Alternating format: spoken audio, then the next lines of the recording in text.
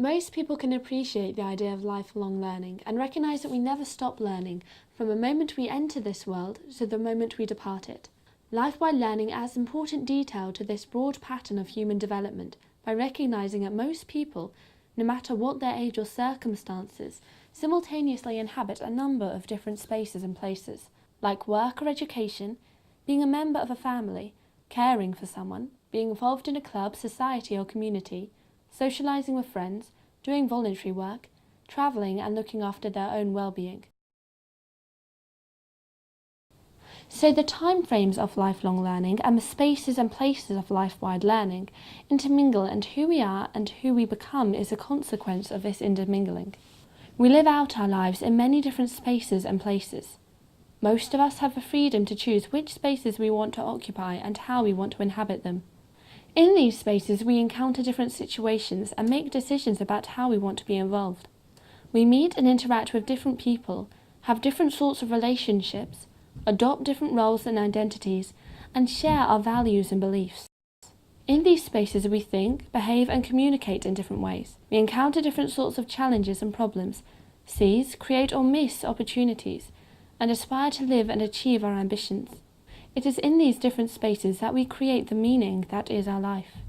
The promise of life-wide education is that we can more fully appreciate and value our lives for the potential they hold to enable us to become the people we want or need to become. To understand what life-wide learning means, we have to supplement the language of knowledge and skills with a sense of being and becoming. Our will to be and become is the driving force that helps us achieve our sense of being. To be successful and fulfilled, we have to be willing to learn about ourselves and to learn from our mistakes as well as our successes. We have to be willing to put ourselves into new situations and take risks, to be creative in dealing with situations we have not encountered before, to adapt to new circumstances, to work collaboratively with others, and to keep going, even in difficult situations. Our will to be and become is guided by our values and supported and nurtured by qualities such as enthusiasm, confidence, compassion, empathy, integrity, energy, self-reliance, and resourcefulness. In developing these dispositions and qualities through living in the spaces and places we inhabit every day of our lives, we are developing as people. In developing our dispositions, we are more willing to go on, to engage with life, and to throw ourselves into new and unfamiliar situations.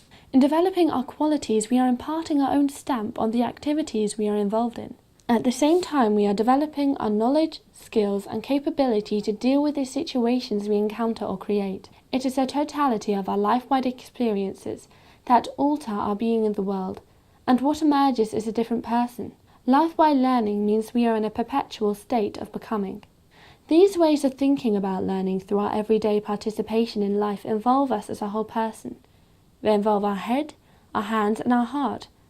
They involve our thinking, reasoning, and imagination. They involve us doing things physically and practically, using our skills and capabilities, and they engage us sensually, emotionally, and spiritually. As whole people, we integrate these things and they shape us into who we become. You might think that these ideas are so obvious that they don't need to be said.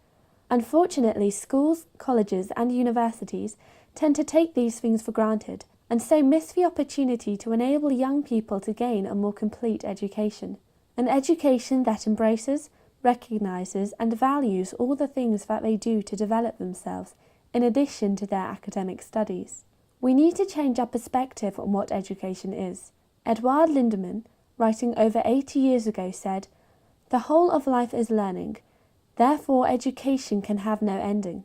If we look at education from this perspective, then we would see the learner as the designer of an integrated, meaningful life experience. An experience that incorporates formal education as one component of a much richer set of experiences that embrace all the forms of learning and achievement that are necessary to sustain a meaningful and fulfilled life. We are using the idea of life-wide education to describe this idea of a more complete education, and the Lifewide Education Community Interest Company has been set up to help universities, colleges, and schools develop their own approaches to supporting these forms of learning and personal development.